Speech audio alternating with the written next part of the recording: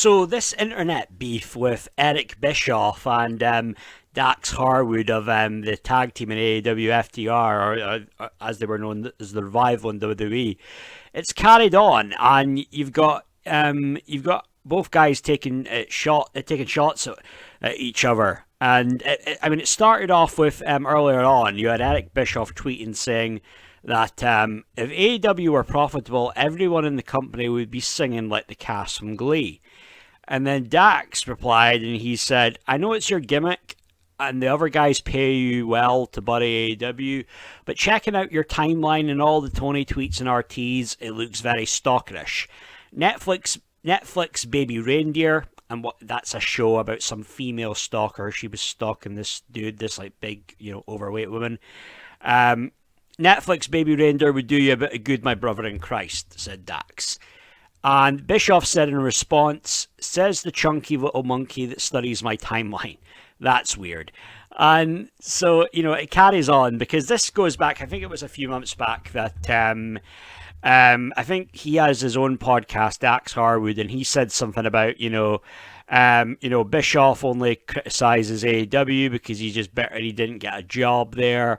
And he took a shot at Bischoff for like going bankrupt. I think he claimed he'd gone bankrupt twice or something. I don't know exactly, but the stories are out there. Apparently, that's that he's had. He did have, I believe, one bankruptcy, maybe a business one, not like a personal one. But the thing is, it's quite entertaining seeing this because with Eric Bischoff, Eric Bischoff has a way with words and he takes no mercy. He takes no prisoners. And it is quite entertaining when I see this stuff and I see the shots that Bischoff will take. I'm sure in Bischoff's mind it's in all good fun and there's no ill will or any hatred there. I believe in Bischoff's mind there's no actual real hatred there towards AEW, Tony Khan, Dax Harwood for that matter. But he just gives his take on, things, and he's very blunt and about how, the AEW product, how it's been lackluster. And with a lot of the stuff with Tony Khan and business decisions and just some of his overall, just his antics, how he comes off, and just silly ass comments he's made. So I'm very much with Bischoff with a lot of his criticism, almost all of it, really, to be honest with you, with AEW. And I'm certainly not an AEW hater. I want to get behind AEW. I was, for about a good year or two, I was following AEW more than I followed WWE. And I've been a WWE, WWF fan since, 2000. But with this stuff with Bischoff, I was looking at his Twitter account. So there's a lot of people, he replies to a lot of people. So, Dax Harwood's right that he does reply to a lot of people and he does RT people that are agreeing with him about his assessment with AEW. And with this guy, Matt Hansen, Bischoff said, talking about Dax, he said, don't be so hard on him. He's as mid can get. He knows it. He's flailing away trying to prove his loyalty so he can hold on to that bag as long as possible. He knows being a Walmart greeter is his next stop. Right, pretty harsh. But, I mean, in some cases, though, let's be honest, though, do some people that come out and defend Tony Khan, is that really it? That's probably in their mind, isn't it? It's, I want to keep a job here. It's not like defending him because they believe that that's their stance on it is correct. It is more of a kind of calculated kind of, I want to be buddy with the boss, so he'll never let me go. He'll never fire me. There's got to be a part of that with some people, right? I don't know necessarily that's the case with Dax Harwood. He had felt a certain way about WWE, about how the way Vince perceived him, and other people there. Okay, you could say Vince is gone, but then there's people there like Heyman and I think like Pritchard and a couple other people there that are still there high up that he didn't particularly like. So I think he feels a certain way about WWE and he might never go back there. The FTR might not go back there. Well, not for quite some time anyway. You can never say never in wrestling, hell, because their pal CM Punk went back to, he went back to WWE, despite him claiming that he never would and that, that was such a toxic environment and he hated it there and, he lost his love for professional wrestling. But everything in life and with wrestling especially, it comes full circle, doesn't it? It really does. But there's a short clip here I want to play, and this is Bischoff getting into this stuff here about with you've got all these people on their contract at AEW. You've got all these legends backstage who are like these known as these coaches, right? And they're talking about the pod. They're talking about the segment last week with Jack Perry hitting Tony Khan and stomach. He had the mic, and then you had the Elite. They came out, and then Bucks did that pile driver move on Khan. And this is Bischoff giving his critique on that, or saying about how Tony Khan knew he should be paying attention and listening to the guys and value their opinions, some of the veterans, backstage. So here's a short clip here. I'll play this. Oh my God. Could you not have walked? You've got Jake Roberts backstage. You've got Arn freaking Anderson backstage. Probably walking around wondering why they're there. Why not pull one of those guys aside and say, hey, this is what we're doing. How can we make this look the most real that we possibly can? Let's walk me through this, Arn. Walk me through this, Jake. Teach me how. Because this is not like learning how to do a Hurricane Rana. Teach me how to register. That's another thing Willie talked a lot about last night. The difference between registering and selling. This would have been a fucking master class for Tony to take right before he went out there and did this. Oh my God. Could you right. not have... Yeah, so, and he's got some good points on that, because with that segment, right, and it was like, okay, kind of interesting, because I think with that segment with Khan getting laid out from the Elite, you want to tune into Dynamite and see what will happen next, right? So fair play with that. But it did come off looking kind of hokey a little bit. I mean, a couple of things. I mean, the pile driver looked nothing like a pile driver. Like, you could tell he was well protected, Tony Khan, and I get it, right? This guy's never taken a proper bump. They want to take extra care of him, so it's not like this it looks super close, like he's almost been dropped in his head. So it's like, okay, fair enough. But the way that when he got hit with the mic, right, and he went down, and it's like what Bischoff is saying, right, registering and selling. It took him a bit of time to then all of a sudden start selling the shot to the stomach with the mic. And then just the way that he was laid out after the pile driver, right?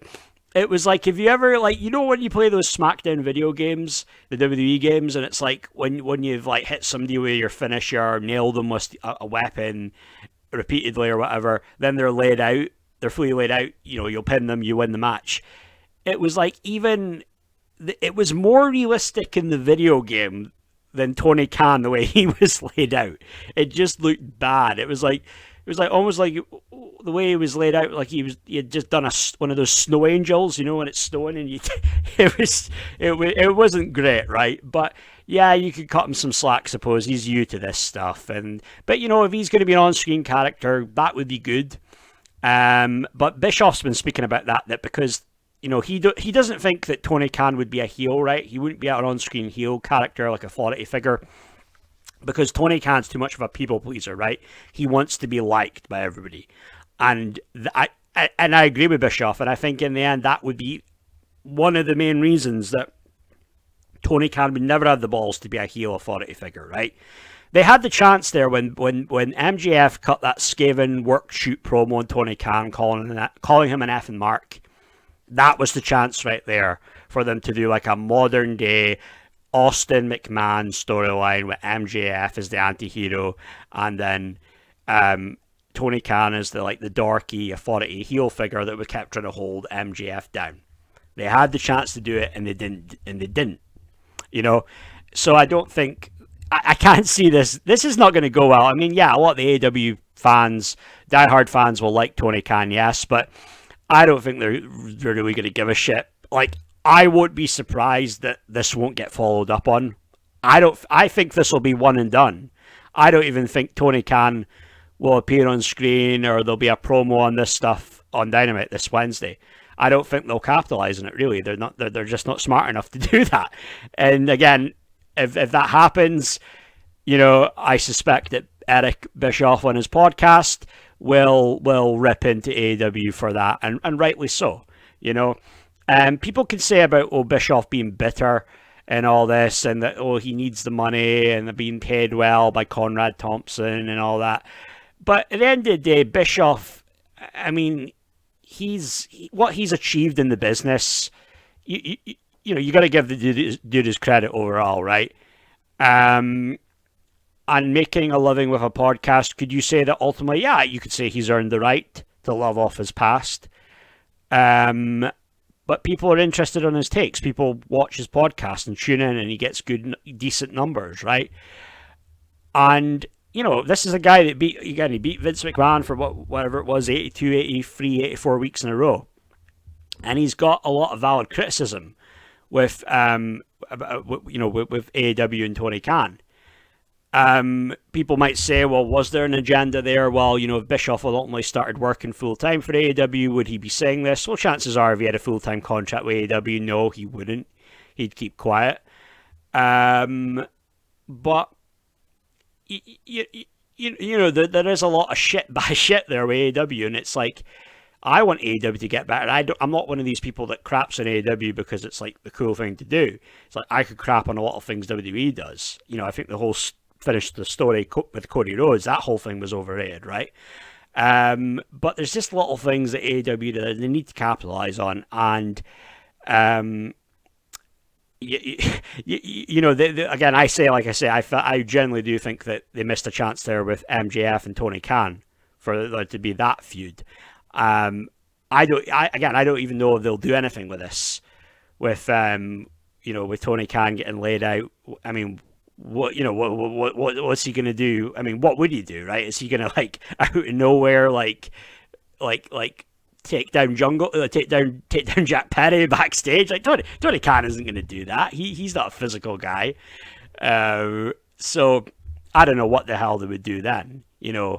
What Tony Khan brings out 4 dudes that'll take on the Elite at the next pay-per-view. It's like, well, who really gives a shit, really? I'm not really big with that, but again, I think people, it's easy to jump on that bandwagon of Bischoff's bitter, he needs the money, he's been bankrupt, whatever. But hey, man, this guy knows what he's talking about. Like the success that he had with WCW in the Monday Night Wars, that speaks for itself, right? So there's definitely a fair bit of respect that Bischoff has earned, he deserves. And, he comes off to me quite an open-minded guy, quite a cool guy, looks at things on both sides of the coin, quite a fair guy. And it seems quite a decent person overall to me. It's kind of funny, isn't it, that people like, Bischoff and Russo and Cornette, they all don't really like one another, but then they all are kind of united when it comes to their dislike of the AEW product, and then their dislike of Tony Khan for the most part. I think when it started with Eric Bischoff was when Tony Khan made some dumb comments about, well, something about, Ted Turner can't be seen in the same league as me, or something that's words along those lines, because Ted Turner wasn't a booker. He said some shit like that. And I think that's when things changed with, that's when Bischoff was very critical of Tony Khan after that. And then Punk saying the comments about how, Punk joining AEW at the time was better than the NWO being formed, and, stupid shit like that. I mean, and I don't know now if Punk would say and be honest and be like, I was just telling the smart marks what they wanted to hear, because he was kind of alluding to that on Ariel Helwani. I don't know, but yeah, but it's all fun and games seeing this stuff, this heat there with Bischoff and Dax Harwood. It gets the internet wrestling world talking. I'm sure there's no malice, no malicious intent there. There's nothing personal there. But it is funny to see this beef carrying on. But, it'd be funny, AEW should be smart and capitalize on it. And have Bischoff,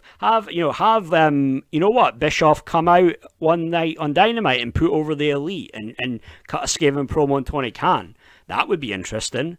And then have the FTR come out, have Harwood come out and cut like a shoot promo on Bischoff. That would get people watching. That gets eyeballs to your product.